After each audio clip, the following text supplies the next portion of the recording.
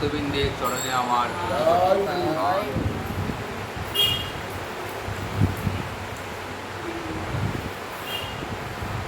আজ পূর্ণ একাদশী তিথি।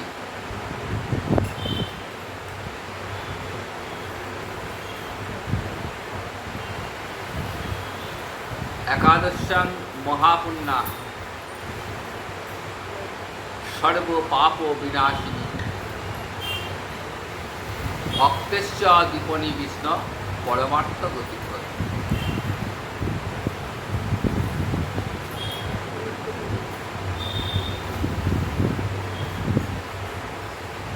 এই একাদশী এক মহাপুণ্য।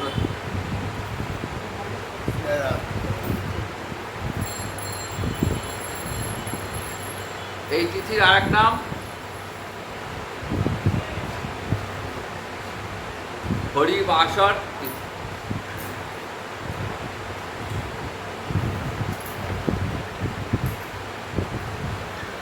আবার মাধব তিথিও বলা হয়। ভক্তের সঙ্গে ভগবানের মিলনের তিথি।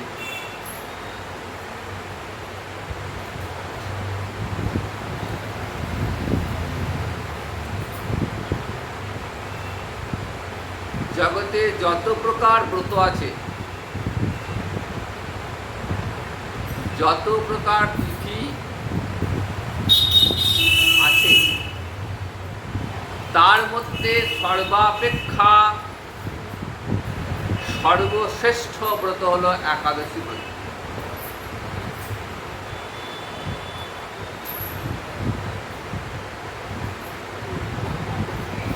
কারণ এই ব্রত পালন করলে স্বয়ং ভগবান শ্রীহরি সন্তুষ্ট হন, কৃত হন।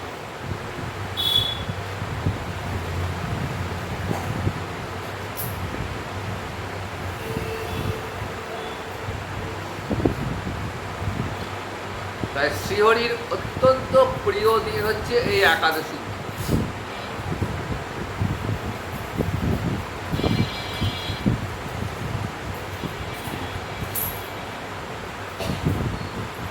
একাদশ্যাং মহাপুণ্যা সর্ব পাপ প্রণাশন।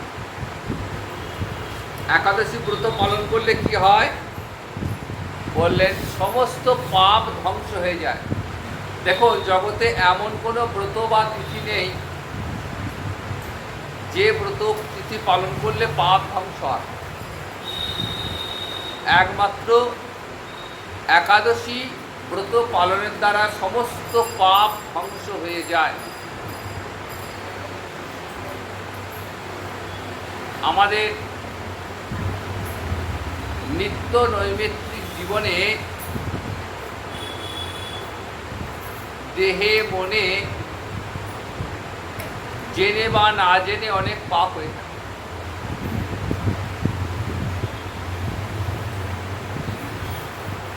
তো সেই পাপ মোচনের একটাই উপায়, সেটা হলো একাদশী ব্রত।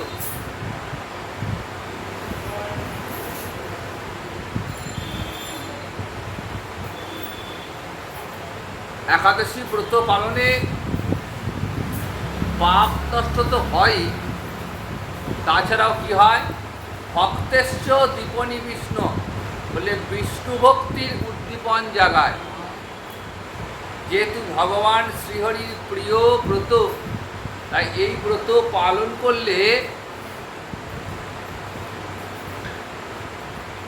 হরি ভক্তি লাভ হয়, বিষ্ণু ভক্তি লাভ হয়। আর কি হয়, পরমার্থ গতি প্রদান। বললেন এই ব্রত পরমার্থ দান করে, পরম গতি দান করে। পঞ্চম পুরুষার্থ যে কৃষ্ণ প্রেম, যে রাধা মাধব চরণে প্রেম, গৌর নিত্যানন্দ চরণে প্রেম, সেই প্রেম সেবা লাভ হয় এই একাদশী ব্রত পালন করে। তাহলে একটা ব্রত পালনের দ্বারা সর্বস্বার্থ সিদ্ধি হয়।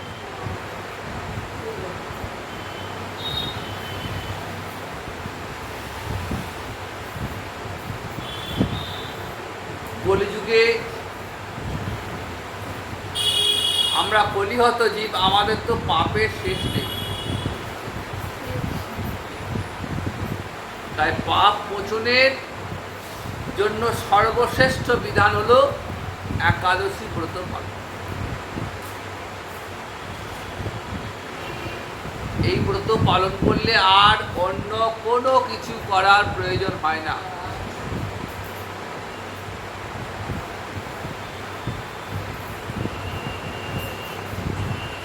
সনাতন গোস্বামীপাদ, যিনি ছয় গোস্বামীর মধ্যে শ্রেষ্ঠ,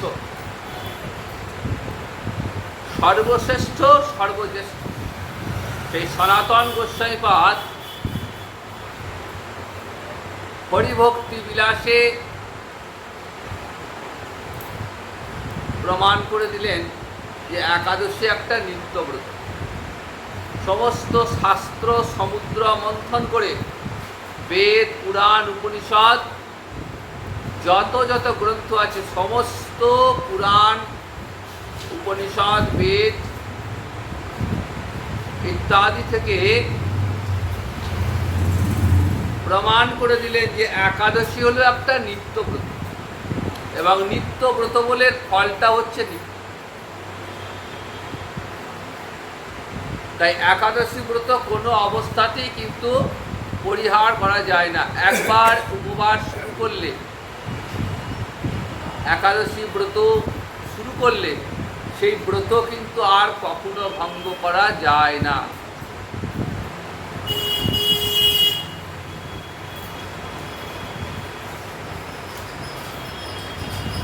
নিত্যব্রতের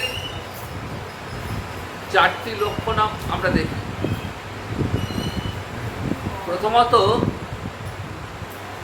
ব্রতটি হবে শ্রীহরি প্রীতিকারক, বিষ্ণু প্রীণন কারণম। যে ব্রত পালন করলে স্বয়ং ভগবান শ্রীহরি প্রীত হবেন, সন্তুষ্ট হবেন, সেই ব্রতটি হবে নিত্যব্রত। সনাতন গোস্বামী শাস্ত্রের উদাহরণ তুলে দিলেন, বললেন একাদশী নাম ব্রতম সর্বকাম ফলপ্রদম। সমস্ত কাম্য ফল প্রদান করে। কর্তব্যং সর্বদা বিপ্রয় বিষ্ণু প্রীণন কারণ। বললেন এই একাদশী নামক ব্রতটি সমস্ত কাম্য ফল প্রদান করতে পারে। কাম্য ফল কি? আমাদের নানাবিধ কামনা বাসনা থাকে। আমরা তো বিষয়াসক্ত জীব, বিষয় ভোগ করতে ভালোবাসি, তাই কামনা বাসনার শেষ নেই। তো একাদশী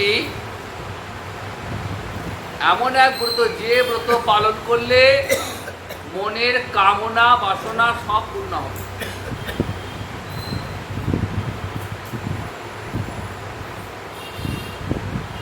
দেহে রোগ ব্যাধি থেকে মুক্তি লাভ, সংসারে শান্তি লাভ, ঐশ্বর্য লাভ, দুষ্ট গ্রহের প্রভাব থেকে মুক্তি লাভ, এছাড়াও স্বর্গসুখ অথবা ইন্দ্রপদ অথবা ব্রহ্মপদ, এমনকি যদি কোনো বন্ধা রমণী পুত্র সন্তান কামনা করে ব্রত পালন করেন, একাদশী সাধকের সেই ইচ্ছা পূর্ণ করে। কাজে এমন পূর্ণ তিথি, পূর্ণ ব্রত জগতে আর দ্বিতীয় নেই। যদি কেউ মুক্তি প্রার্থনা করে যে আমি আর এই দেহ নিয়ে এই ভব সংসারে আমি আর আসবো না, সংসার বিষাণলে দিবানিশি হিয়া জলে জুড়াইতে কি কইনি উপায়। এই সংসার বিষাণলে দিবারাত্র হৃদয় জ্বলে পুড়ে ছারখার হয়ে যাচ্ছে।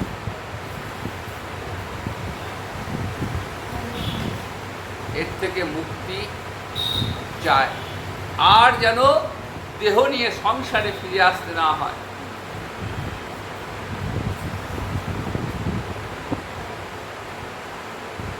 যদি মনে এমন বাসনা থাকে তাহলেও একাদশী পালন করতে হবে। কারণ একাদশী সাধকের সেই ইচ্ছাটিও পূর্ণ করেন। যিনি ব্রত পালন করেন, ব্রত পালনকারী যদি মুক্তি প্রার্থনা করেন যে এই দেহটা চলে গেলে যেন আর আমায় সংসারে ফিরে আসতে না হয়, কারণ দেহটা কর্মফল ভোগের জন্য।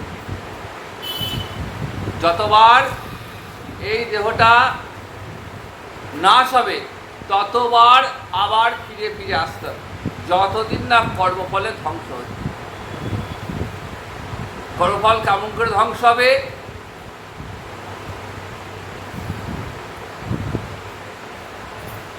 কর্মফল ধ্বংসের উপায়, একমাত্র উপায় হলো হরিনাম সংকীর্তন। মানুষ হয়ে জন্মেছি, বহু জন্মের পুণ্য ফল, বহু জন্মের সুকৃতি, পূর্ব জন্মের সুকৃতি বলে আমরা এই জন্মে মানুষ হয়ে জন্মেছি। এটা আমাদের কর্মফলের স্বীকৃতি। তাই কর্মটা মানুষের মতনই হতে হবে, যেন মানুষ হয়ে জন্মালাম কিন্তু আচার আচরণটা পশু পক্ষীর মতো হয়ে গেল, তাহলে কি হবে? আবার ওই 84 লক্ষ জীব দেহে ভ্রমণ করতে হবে, ঘুরে ঘুরে ঘুরে ঘুরে কর্মফলের ভোগ। মানব দেহ তো যেমন জ্বালা আছে, অন্যান্য দেহ তো সেই একই জ্বালা, আরো বেশি জ্বালা। কাজে এই জ্বালা থেকে মুক্তির উপায় হলো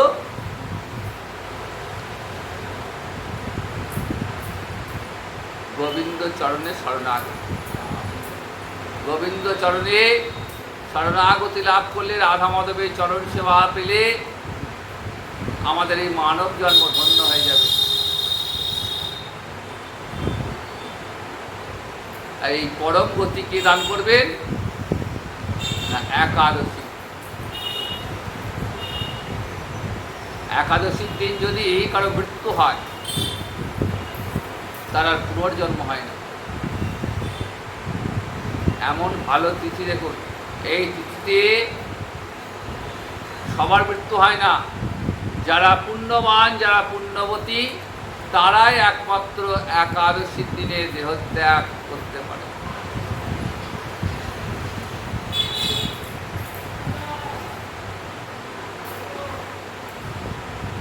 এছাড়াও পঞ্চম পুরুষার্থ যে কৃষ্ণ প্রেম, রাধা মাধব চরণে, রাধা গোবিন্দ চরণে প্রেম সেবা লাভ, বিষ্ণু প্রিয় কারণম, এই ব্রতটি বিষ্ণু প্রীতিকারক, কৃষ্ণ প্রীত হন। এই ব্রত পালন করলে গোবিন্দ তুষ্ট হন এবং ব্রত পালনকারীকে তিনি অশেষ কৃপা দান করেন।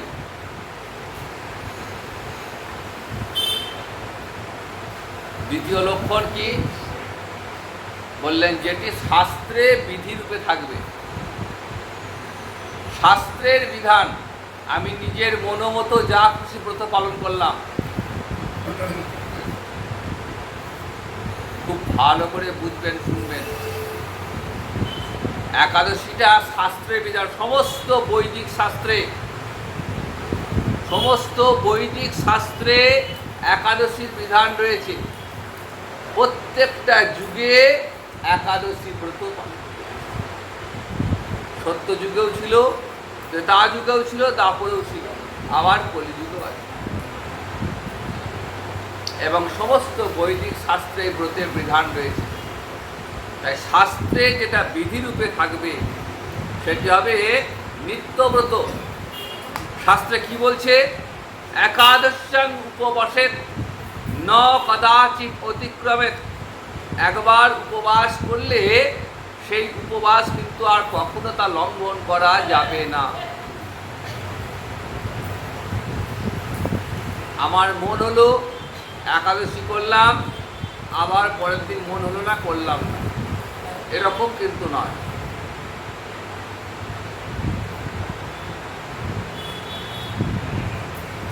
8 থেকে 80 বছর বয়স প্রত্যেকের জন্য একাদশী বিধান। শুধু নিজে নয়, বললেন পরিবারের সকলকে সঙ্গে নিয়ে একাদশী ব্রত পালন করবে। নিজে তো করবেনই, পরিবারের সকলকে নিয়ে ব্রত পালন করলে কি হয়, সেই গৃহে সর্বদা ভগবান শ্রীকৃষ্ণ বিরাজ করেন। যে গৃহে প্রত্যেকটা সদস্য একাদশী ব্রত পালন করেন, সেই গৃহে সর্বদাই ভগবান বিরাজিত থাকেন। কিন্তু নিজের মন গড়া ব্রত পালন করলে হবে না। ব্রত পালনের কিছু নির্দিষ্ট বিধান রয়েছে।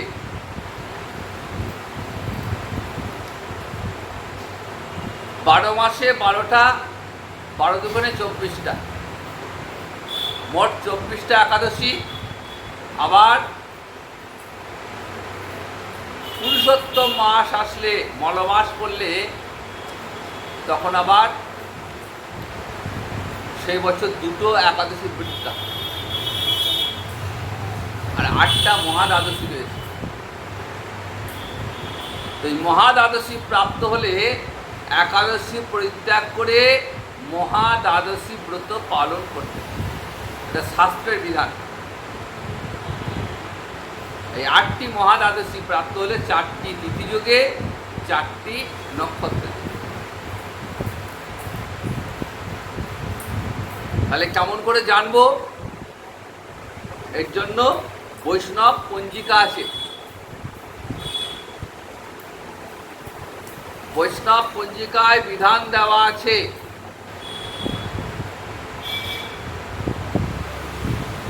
আর বৃদ্ধা একাদশী সর্বদাই পরিত্যাগ, এটা খুব গুরুত্বপূর্ণ। আমি একাদশী ব্রত করলাম,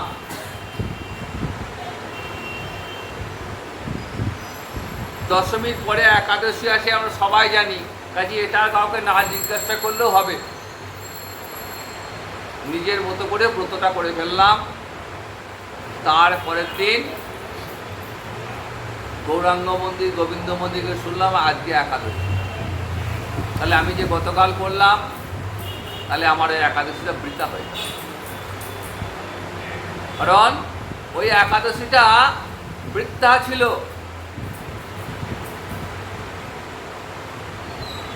কি করে বুঝবো?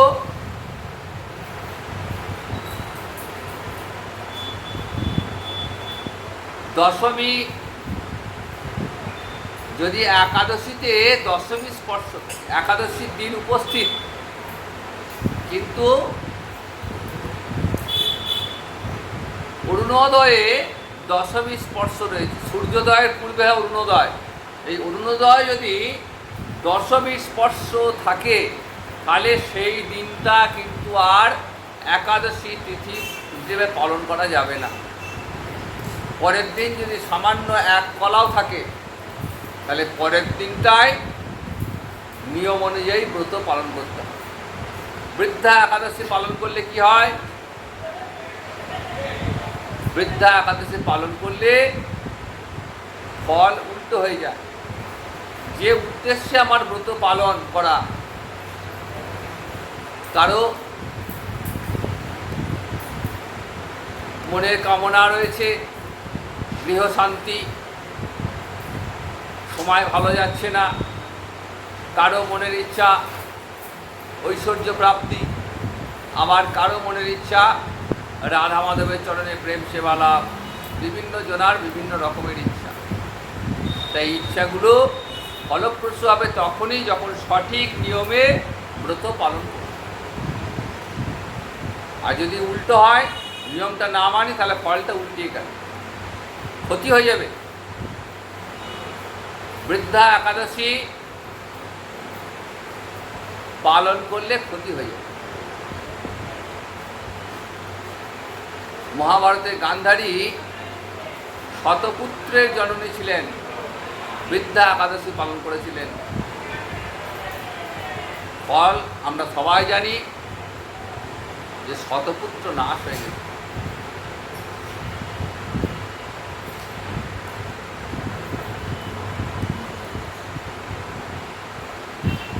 যদি মহা দ্বাদশী প্রাপ্ত হয়, তিথিযোগে নক্ষত্র যোগে 4টি তিথিযোগে 4টি নক্ষত্র যোগে মোট 8টা মহাদ্বাদশী আছে। এই মহাদ্বাদশী প্রাপ্ত হলে একাদশী ব্রত পরিত্যাগ করে মহাদ্বাদশী ব্রত পরিত্যাগ করতে পালন করতে হবে।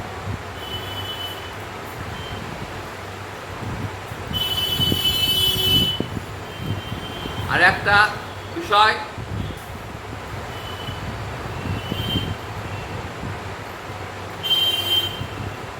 একাদশীতে অন্নাদি পঞ্চশস্য ভক্ষণ একেবারে নিষিদ্ধ। এটাও নিত্যব্রতের লক্ষণ। নিত্যব্রতের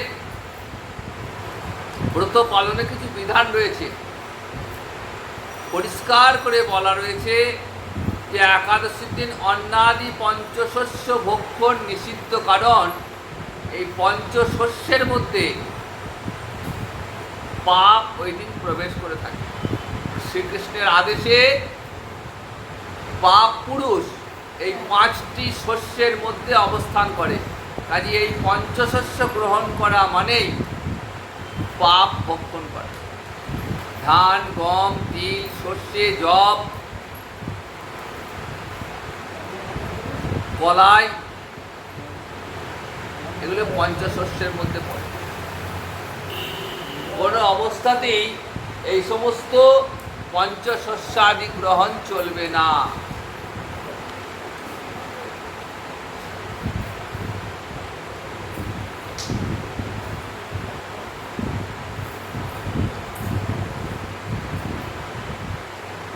তাহলে এটা শোনার পর মনে হতে পারে যে তো বড় কঠিন ব্রত।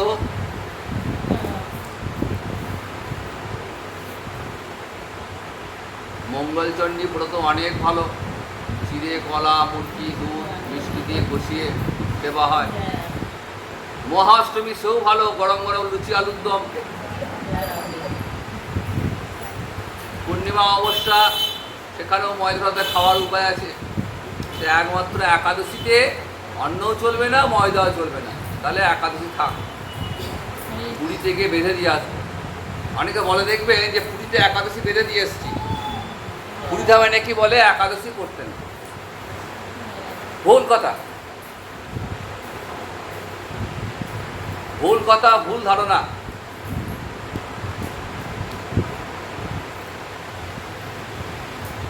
একাদশী সর্বদাই সর্বত্র পালিত হয়ে আসছে।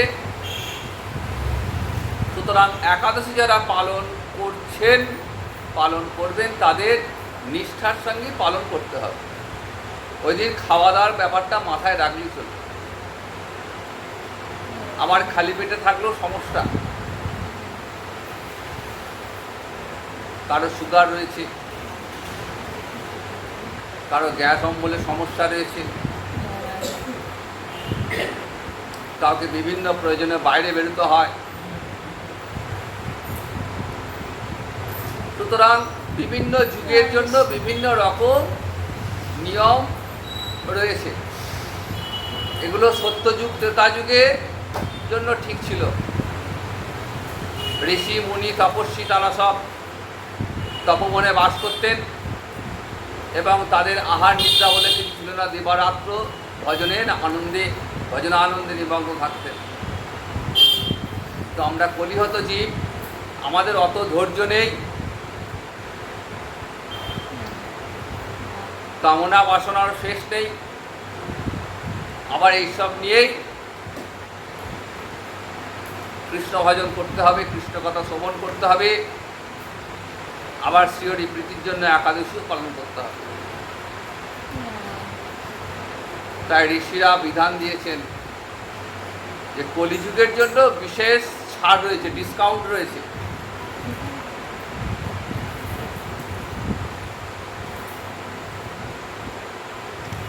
যে অন্ন পঞ্চশস্য গ্রহণ করা একেবারেই যাবে না, কিন্তু তার পরিবর্তে বিকল্প বা অনুকল্প আহার গ্রহণ করা যেতে। অনুকল্প অর্থাৎ একটু দুগ্ধ বা ছানা, একটু ফল ইত্যাদি গ্রহণ করে ব্রতটাকে পালন করে সারাদিন হরিনাম সংকীর্তনের মধ্য দিয়ে।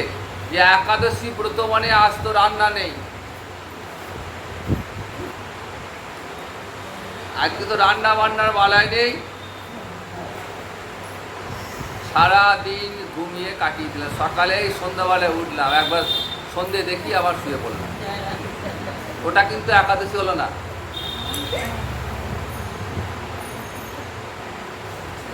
ওটা কিন্তু একাদশী হলো না, ওটা উল্টো ফল হয়ে যাবে।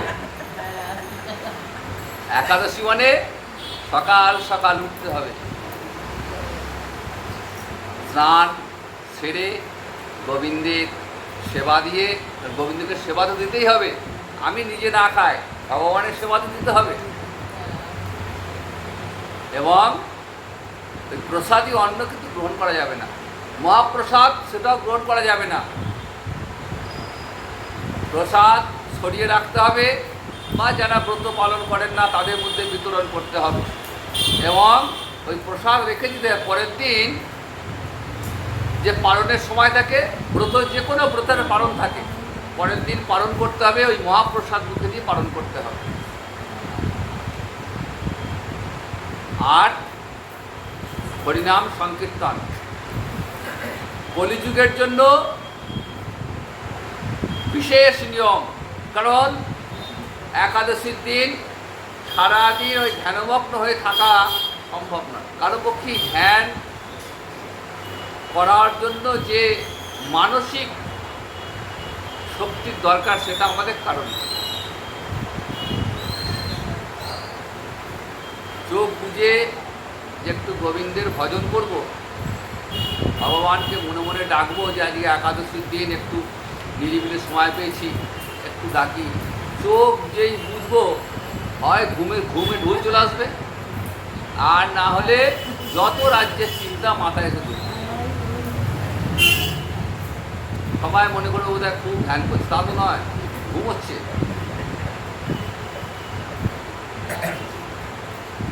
সুতরাং ধ্যানও চলবে না, যেটা করতে হবে উচ্চ ঈশ্বরে হরিনাম সংকীর্তন। ঘুমও আসবে না, সময় কেটে যাবে। কারণ স্বয়ং মহাপ্রভু বিধান দিয়েছেন যে কলিহত জীবকে, এবং সেটা তিনি নিজে হাতে করে দেখিয়েছেন। আগে নিজে আচরণ করেছেন, তবে জগৎকে দেখিয়েছেন। শিবাসঙ্গনে সমস্ত ভক্তবৃন্দকে সঙ্গে নিয়ে একাদশীর দিন সারা রাত্রি হরিবাসর। বিবাহ বাসর হলে কী হয়, বরকনেকে নিয়ে রাত জেগে গান বাজনা করে আনন্দের সঙ্গে কাটানো হয়। এটাও ঠিক সেই রকম হরিবাসর, ভগবানকে সঙ্গে নিয়ে আনন্দের সঙ্গে হরিনাম সংকীর্তন।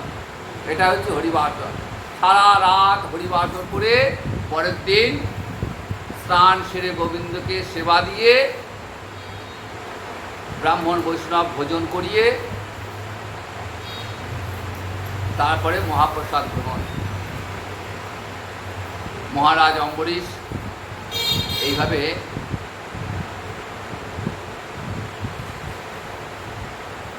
দ্বাদশী একাদশী ব্রত পালন করতেন। নিয়ম সভা ব্রত পালনের পর একাদশী ব্রত করে দ্বাদশীতে ব্রাহ্মণ বৈষ্ণব ভোজন করিয়ে ব্রত ভঙ্গ করতেন।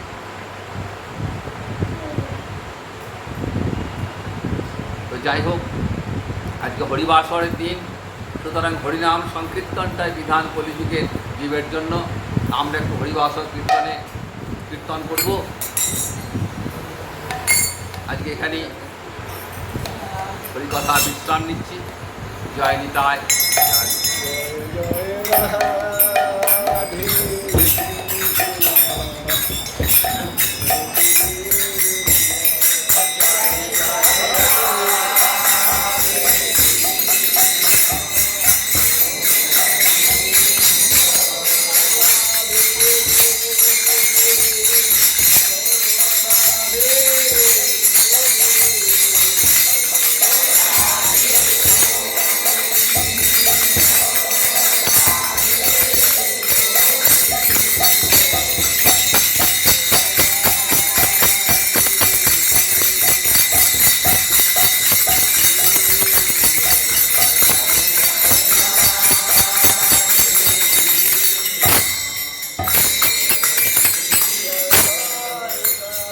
Lord.